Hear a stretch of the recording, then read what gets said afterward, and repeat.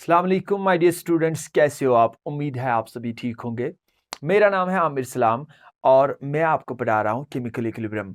आज हमारा lecture number probably 5 है, 5th लेक्चर। और हमारा लेक्चर जो आज टॉपिक है वो रहेगा कैरेक्टरिस्टिक्स ऑफ इक्विलिब्रियम कांस्टेंट। ठीक है बेटा।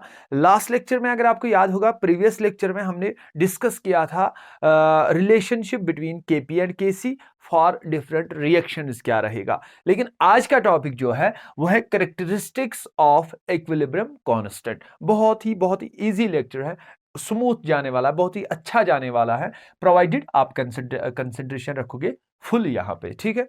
तो कैरेक्टरिस्टिक्स ऑफ इक्विलिब्रियम कांस्टेंट जो है हम सीरियल वाइज 1 2 3 4 एक्स्ट्रा एक्स्ट्रा ऐसे सीरियल वाइज हम कैरेक्टर्स मतलब एक्सप्लेन करेंगे। ठीक है। पहला कैरेक्टर जो है इक्विलिब्रियम कांस्टेंट का, दैट इज केसी का, वो क्या है? वो ये है कि जो केसी होता है बेटा, इक्विलिब्रियम कांस्टेंट जो होता है, ये कुछ फैक्टर्स पे डिपेंड करता है, कुछ फैक्टर्स पे डिपेंडेंट है और कुछ फैक्टर्स पे ये इनडिपेंडेंट है। इंडिपेंडेंट। कुछ फैक्टर्स पे ये डिपेंड करता है, कुछ फैक्टर्स पे ये बिल्कुल डिपेंड नहीं करता। सर पहले बताइए ये इंडिपेंडेंट वाले, क्योंकि हमें भी बनना है इंडिपेंडेंट। ठीक है। पहले बताइए ये इंडिपेंडेंट वाले ये कौन कौन सा फैक्टर है, मैं बताऊं। एक है प्रेशर, प्रेशर। ठीक है। दूसरा है प्रेशर के बाद कंसंट्रेशन, प्रेशर कंसंट्रेशन। और क्या है सर? और है वॉल्यूम। सर और क्या है? कैटालिस्ट। और क्या है? डायरेक्शन ऑफ इक्विलिब्रियम,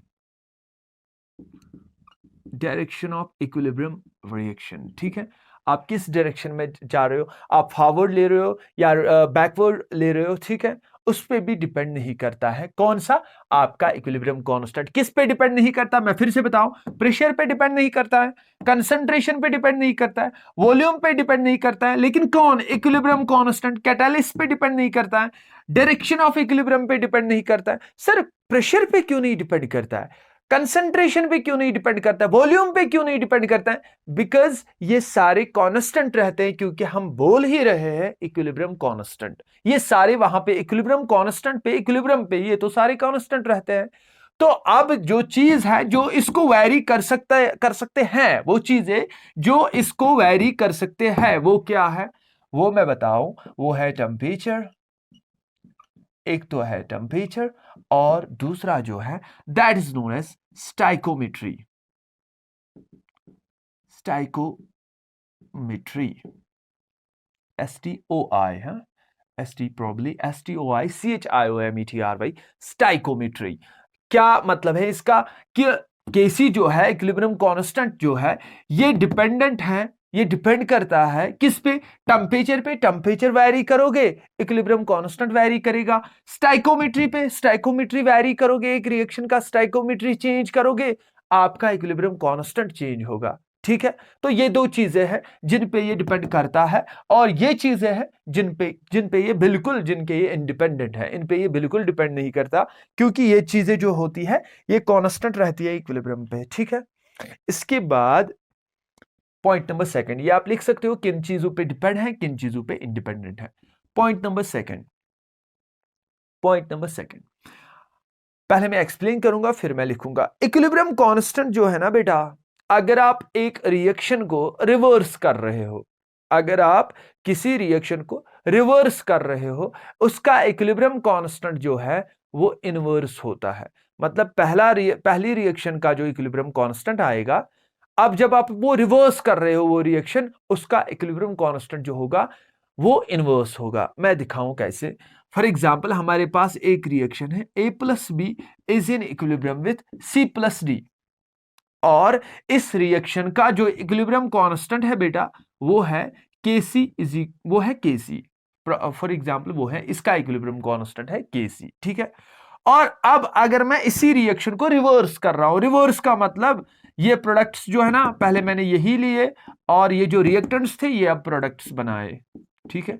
मतलब इसमें ये और ये मिल रहा था, सी और डी बन रहा था, अब मैं रिएक्शन कर रहा हूं, सी और डी मिला रहा हूं, ए और बी बन रहा है। तो इस रिएक्शन का इक्विलिब्रियम कांस्टेंट क्या होगा, वो होगा के डैश, और वो के डैश होगा बराबर 1/kc। मतलब जो पहले हमें इक्विलिब्रियम कांस्टेंट आया था जब हमने रिएक्शन की थी, अब जब हम रिएक्शन रिवर्स कर रहे हैं इक्विलिब्रियम कांस्टेंट को, देखो क्या हुआ, जो नया इक्विलिब्रियम कांस्टेंट के डैश आया वो पहले इक्विलिब्रियम कांस्टेंट का रेसिप्रोकल निकलेगा, मतलब उसका उल्टा पलट हो जाएगा। समझ आया सर? इसका थोड़ा सा यहां पे थोड़ा सा प्रूफ दे दीजिए, हमें नहीं लगता है ऐसा होगा। क्यों नहीं होगा, जरा चेक करें पहली रिएक्शन का, जरा केसी लिख के दो पहली रिएक्शन का। सर इसका केसी होगा concentration of C, concentration of D divided by concentration of A, concentration of B. ये है केसी पहली रिएक्शन का। ठीक है, I will prove it whether I am right और wrong, I will prove it. तो केसी पहली रिएक्शन का केसी क्या निकलेगा, concentration of C, concentration of D divided by concentration of A, concentration of B at equilibrium। ठीक है, जरा दूसरी रिएक्शन का आप केसी लिख के दो, केसी दूसरी रिएक्शन का। सर वो तो मैंने रखा है के डैश, चलो के डैश लिख के दो दूसरी रिएक्शन का। हम सपोज करेंगे इसका इक्विलिब्रियम कांस्टेंट जो दूसरी रिएक्शन का है वो है के डैश। वो के डैश किसके बराबर निकलेगा, concentration of products divided by concentration of reactants. लेकिन प्रोडक्ट्स क्या है यहाँ पे, सर प्रोडक्ट है ए, प्रोडक्ट है बी, सर रिएक्टेंट है सी, रिएक्टेंट है डी। तो इनकी कंसंट्रेशन, जरा आप के डैश की जो इक्वेशन है राइट साइड में, केसी की जो इक्वेशन है राइट साइड में, जरा आप इनको कंपेयर कीजिए। यहां पे ए बी है, यहां पे भी ए बी है, लेकिन यहां पे ऊपर वाले के रिएक्शन ऊपर वाली इक्वेशन में के ए बी यहां पे भी है, यहां पे भी है, लेकिन ऊपर वाले की इक्वेशन में ए बी डिनोमिनेटर में है और नीचे वाली इक्वेशन में ए बी न्यूमरेटर में है।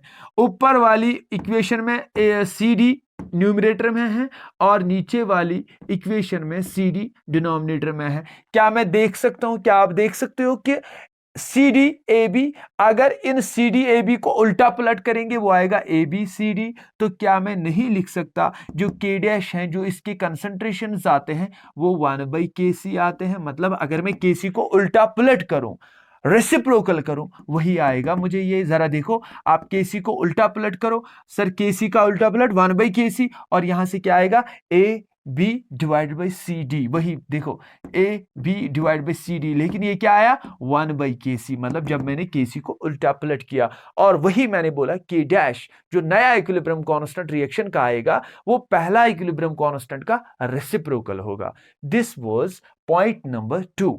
पॉइंट नंबर 2 क्या हमने लिखा, पॉइंट नंबर 2 हमने लिखा, अगर कोई इक्विलिब्रियम की कोई रिवर्सिबल रिएक्शन है, अगर आप उस रिवर्सिबल रिएक्शन को जो इक्विलिब्रियम पे है उसको रिवर्स कर रहे हो, तो आपका इक्विलिब्रियम कांस्टेंट जो है उसका इनवर्स होगा। मतलब जो पहले इक्विलिब्रियम कांस्टेंट था उसका रेसिप्रोकल होगा। पहले था केसी, दूसरी रिएक्शन का होगा 1/kc।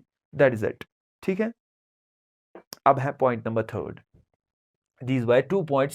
पॉइंट नंबर 2 का अगर आप डिटेल लिखना चाहोगे, that is if the reaction is reversed, equilibrium constant gets inversed. Equilibrium constant को इनवर्स होगा अगर आप रिएक्शन को रिवर्स करोगे। ठीक है, मैं ये पॉइंट यहां पे लिखूंगा भी, so that you will copy it.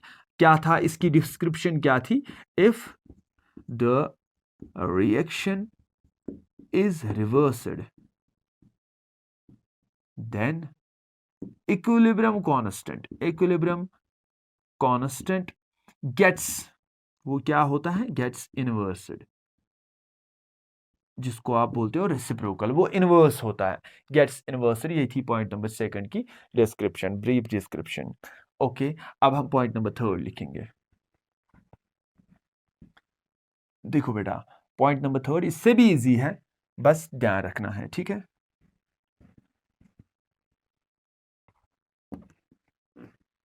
आपको याद है मैंने आपको बोला टेम्परेचर चेंज करने से इक्विलिब्रियम कांस्टेंट चेंज होता है। वो हम आगे देखेंगे, वो हमारा नया टॉपिक बनेगा, वो हम वैन डर वाल्स इक्वेशन में देखेंगे। टेम्परेचर या लिचट-लियर्स प्रिंसिपल में भी हमें देखना है टेम्परेचर का क्या इफेक्ट आएगा। लेकिन फिलहाल के लिए आपको याद है मैंने अभी बोला था कि टेम्परेचर के साथ साथ इक्विलिब्रियम कांस्टेंट को वेरी करता है स्टाइकोमेट्री। मतलब अगर आप स्टाइकोमेट्री चेंज करोगे इक्विलिब्रियम कांस्टेंट भी चेंज होगा। तो थर्ड पॉइंट हम वही लिखेंगे, equilibrium constant gets changed with the change in gets changed, या आप यहां पे लिख सकते हो gets affected, gets affected, changed or affected with the change in stoichiometry, with the change in stoichiometry of the reaction. अगर आप एक रिएक्शन की स्टाइकोमेट्री चेंज कर रहे हो उसका इक्विलिब्रियम कांस्टेंट भी चेंज होने वाला है। ठीक है, मैं आपको एग्जांपल देता हूं। For example we have reaction H2 plus N2, अभी हमने ये रिएक्शन लिखी थी, H2 plus N2 is in equilibrium with NH3। ठीक है, और आप इसको बैलेंस भी कर सकते हो, 2 टाइम्स NH3, 3 2 और 6, 3 टाइम्स H2 और N2, 3, ठीक है, 3 times H2 plus N2 is in equilibrium with 2 times NH3, जिसको मैंने बोला था इसको हाइबर्स प्रोसेस भी बोलते थे, HP हाइबर्स प्रोसेस भी इसको बोलते हैं। और मैंने आपको बोला ये भी गैसेस होता है, ये भी गैसेस होता है, ये भी गैसेस होता है। ठीक है, अगर हम इसका केसी लिखेंगे, जरा लिख लो आप इसका केसी आएगा concentration of NH3 raise to power 2, concentration of H2 raise to power 3, concentration of N2, यही आएगा ना इसका equilibrium constant. For an example आप इसको थ्रू आउट सारी इक्वेशन को थ्रू आउट आप मल्टीपल करते हो, मतलब 3 times H2 N2 2 times NH3, आप इसको थ्रू आउट मल्टीपल करते हो 2 से, थ्रू आउट। तो अगर मैं थ्रू आउट मल्टीपल करूं 2 से, यहां से भी 2 मल्टीपल, यहां से भी सारी इक्वेशन को 2 मल्टीपल, जरा देखो क्या बनेगा सर, ये बनेगा 6 times H2 plus 2 times N2 is in equilibrium with 2 2 और 4 टाइम्स NH3। ठीक है, दोनों साइड से मैंने 2 से मल्टीपल किया, हमारी नई इक्वेशन आई वो 6 times H2 plus 2 times N2 is in equilibrium with 4 times NH3। Sir आप इसका इक्विलिब्रियम कांस्टेंट लिख के दो, सर Kc होगा बराबर NH3 whole raise power 4 divide by H2 raise power 6 divide by N2 raise to power 2। जरा आप देखो Kc यहां पे NH3 रेज पावर 2 था, लेकिन यहां पे NH3 रेज पावर 4 है, यहां पे H2 रेज पावर 3 था, यहां पे H2 रेज पावर 6 है, यहां पे N2 रेज पावर कुछ भी नहीं, रेज पावर 1 था, यहां पे N2 रेज पावर 2 है। इट मींस आपका Kc चेंज हुआ कब, जब आपने स्टाइकोमेट्री चेंज की। सर स्टाइकोमेट्री क्या थी, इसकी पहले थी 3 1 और इसकी 2, अब मैंने चेंज की, इसको भी मल्टीपल किया 2 से, यहां से भी मल्टीपल किया 2 से, स्टाइकोमेट्री जो नई आई वो थी 6 2 और यहां से 4। हमने देखा Kc पूरा चेंज हुआ, आप देख भी सकते हो, यहां पे है NH3 रेज पावर 2, यहां पे है NH3 रेज पावर 4, यहां पे है H2 रेज पावर 3, यहां पे आया H2 रेज पावर 6, यहां पे है N2 रेज पावर 1, वहां पे है N2 रेज पावर 2। मींस आपका Kc change, stoichiometry change, Kc will get affected. This was point number 3। ठीक है बेटा, you can pen it down कि स्टाइकोमेट्री चेंज, Kc भी चेंज होगा।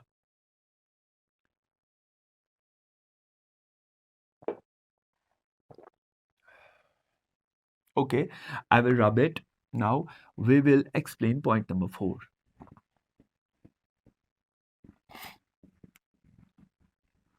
अब पॉइंट नंबर 4 क्या है बेटा, बहुत ही इजी है।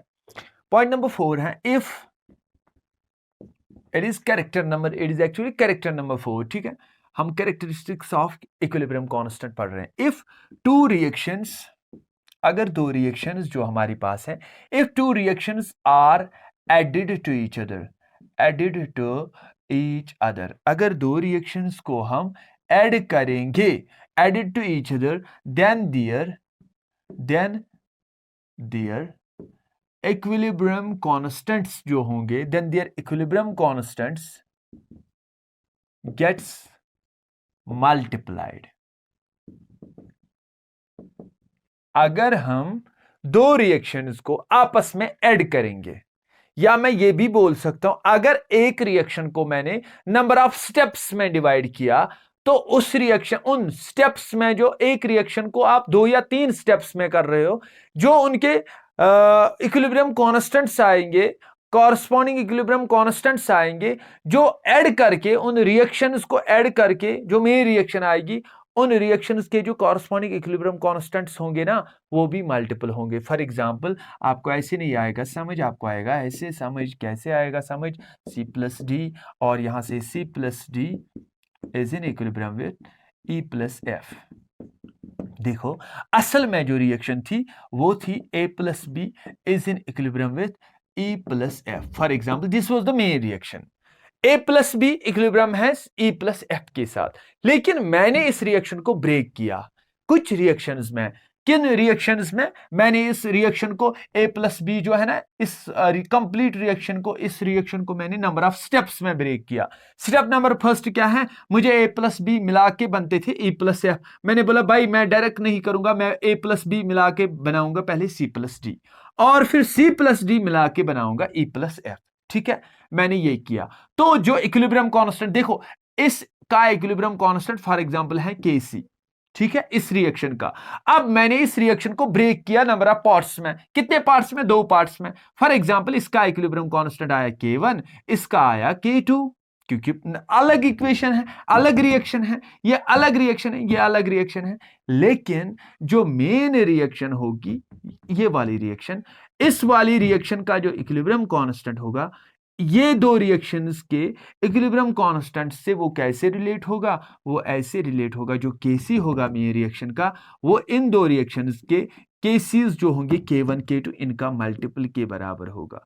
K1 K2 मतलब मेन रिएक्शन का जो इक्विलिब्रियम कांस्टेंट होगा, वो होगा इस इक्विलिब्रियम कांस्टेंट और इस इक्विलिब्रियम कांस्टेंट के मल्टीपल के बराबर। ठीक है, वही मैंने बोला, अगर एक रिएक्शन, 2 और मोर रिएक्शंस आर एडेड, 2 या 2 से ज्यादा रिएक्शंस को आप ऐड कर रहे हो, जो उनके इक्विलिब्रियम कांस्टेंट्स हैं, वो क्या होंगे? वो मल्टीपल होंगे। सर यहां पे ऐड कहां किया? मैं बोल रहा हूं ना, ये रिएक्शन और ये रिएक्शन आप ऐड करो, जरा ऐड करो आप इन रिएक्शन को। ये बनना, ये बनेगी ना A plus B plus C plus D, ठीक है, इज इन इक्विलिब्रियम विथ, क्या निकलेगा वहां से?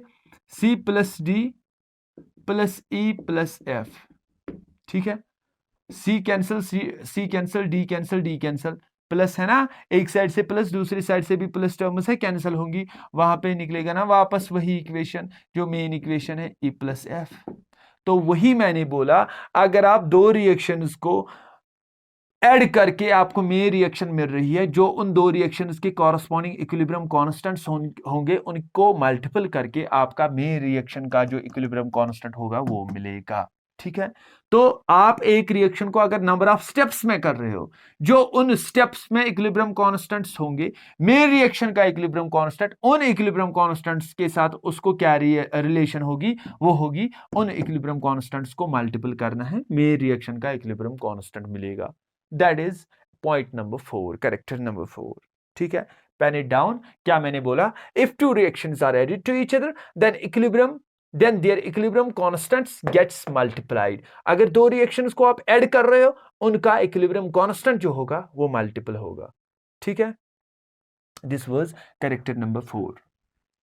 अब है करेक्टर नंबर 5। इसी के साथ एक पॉइंट है, दैट इज, अगर आपने बोला सर अगर दो रिएक्शंस को ऐड करेंगे, फॉर एग्जांपल हमने दो रिएक्शंस को, 2 रिएक्शंस जो है, हमने उनको subtract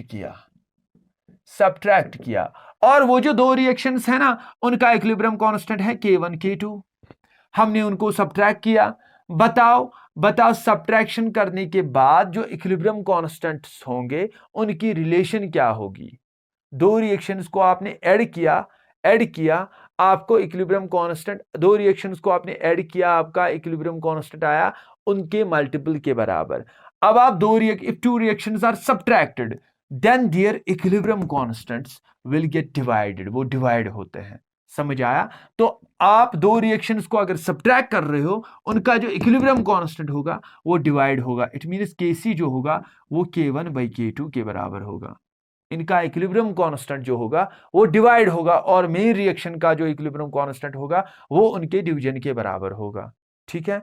If two reactions are added, then their equilibrium constant will get multiplied. And if two reactions are subtracted, then their equilibrium constants will get divided. वो divide होंगे। ठीक है? तो इसका आप पॉइंट ऐसे लिखेंगे, if two reactions are subtracted, if two reactions are subtracted,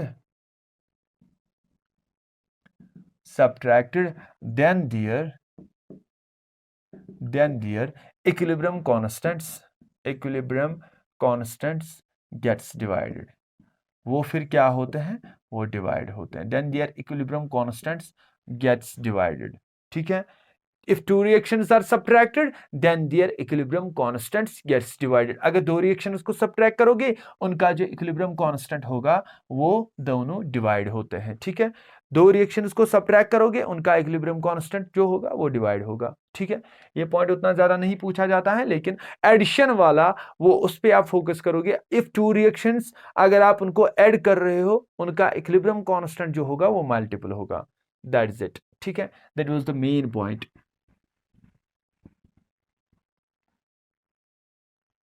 ये क्या थे? ये थे बेटा कैरेक्टरिस्टिक्स ऑफ इक्विलिब्रियम कांस्टेंट। और कैरेक्टरिस्टिक्स ऑफ इक्विलिब्रियम कांस्टेंट में मैं एंड करना चाहूंगा। ये लेक्चर खत्म हुआ, लेकिन एक पॉइंट बोलना चाहूंगा। जो इक्विलिब्रियम कांस्टेंट है ना, इसका यूनिट सर क्या होता है? इक्विलिब्रियम कांस्टेंट का यूनिट क्या होता है, ये इंपॉर्टेंट है। इसका यूनिट होता है मोल पर लीटर और रेज पावर डेल्टा Ng। ये याद रखेंगे आप। Mole per litre raise to the power delta Ng। मैं अभी निकाल के दूंगा। किसी रिएक्शन का आपको Kc का यूनिट बोलना होता है। यूनिट क्या आएगा Kc का? वो क्या होगा? Mole per litre raise to power delta Ng। Sir अगर Kp का बोलना होगा, Kp का वो होता है atmosphere raise power delta Ng। ठीक है? मैं एग्जाम्पल देता हूं। Atmosphere raised power delta Ng। Example, for example हमारे पास एक रिएक्शन है H2 plus I2 is in equilibrium with 2 times HI. Hydrogen plus iodine is in equilibrium with hydrogen iodide. ये हमारे पास एक रिएक्शन है। What is it? HI, it is hydrogen iodide. ठीक है? ये हमारे पास एक रिएक्शन है। हमें Kc का बोला गया है, Kc का यूनिट निकाल के दो। What will be the unit of Kc for this reaction? हमें Kc का यूनिट निकाल के दो इस रिएक्शन के लिए। तो अगर मुझे बोला जाएगा, मैं बोलूंगा Kc जो इसका यूनिट होता है वो होता है mole per litre raise to the power delta Ng। Delta Ng क्या आएगा? 2 - 1 और 1 क्या हुआ? 2 - 2। तो anything raise to the power 0 is equal to 1। तो Kc का वैल्यू यहाँ जो है ना, Kc का यूनिट जो यहाँ पे है वो यूनिट लेस है। 1 मीन्स यूनिट लेस। ठीक है? वो यहाँ पे यूनिट लेस है। Kc यहाँ पे यूनिट लेस है। सर हर एक रिएक्शन में Kc यूनिट लेस होगा? नहीं होगा। कहाँ हर एक रिएक्शन में होगा? फॉर एग्जांपल हम और एक रिएक्शन लेंगे जिससे आपको क्लियर होगा, वरना आप इसी को पकड़ के रखोगे Kc यूनिट लेस होता है। ऐसा नहीं है। डिफरेंट रिएक्शंस में Kc का यूनिट डिफरेंट आएगा। किसी में यूनिट लेस, किसी में यूनिट होगा। For example I have another reaction. For example I have H2 plus N2 is in equilibrium with 2 times NH3। पहले इसको बैलेंस करना है। ठीक है? 2 times NH3 it is 3 times नहीं, N2 तो बराबर है, it is 3 times H2 6 है तो बन गए 6 N2। ठीक है? ये N2 है। गैसेस हैं और ये भी गैसेस हैं। आपको क्या निकालना है? Kc का यूनिट। सर Kc का यूनिट होगा mole per litre raise to power delta Ng। Delta Ng क्या है? 2 number of moles on product side gases state में और number of moles on reactant side gases state में। 3 + 1 कितना हुआ? 4। 2 - 4। तो Kc का यूनिट आएगा मोल पर लीटर। 2 - 4 हुआ -2। तो Kc का यूनिट आएगा मोल रेज पावर -2 और divide by litre raise power -2। और यू कैन सी Kc का यूनिट जो होगा वो होगा मोल या लीटर रेज पावर 2 मोल -2, वो होगा यहाँ पे लीटर स्क्वायर मोल -2, ये होगा यहाँ पे केसी का यूनिट। ठीक है, ये होगा यहाँ पे केसी का यूनिट। तो इट मीन्स डिफरेंट रिएक्शंस में केसी का यूनिट डिफरेंट आएगा। ठीक है, तो केसी का यूनिट आपने याद रखा, मोल पर लीटर को रेज पावर देना है डेल्टा एनजी, और केपी का यूनिट आपने याद रखा atmosphere raise to power delta NG. I think this is sufficient for today. We'll meet you in our next lecture. We'll see that will be probably on Van 't Hoff's equation, जो कि बहुत ही important topic है इस सारे chemical equilibrium का। बहुत ही अच्छा बहुत ही अच्छा भी है, इंपॉर्टेंट भी है। तो वो हम अगले लेक्चर में उठाएंगे, वैन 't Hoff's इक्वेशन। फिलहाल के लिए आज इतना ही। Thank you, have a nice day. Okay, अल्लाह हाफिज। ठीक है।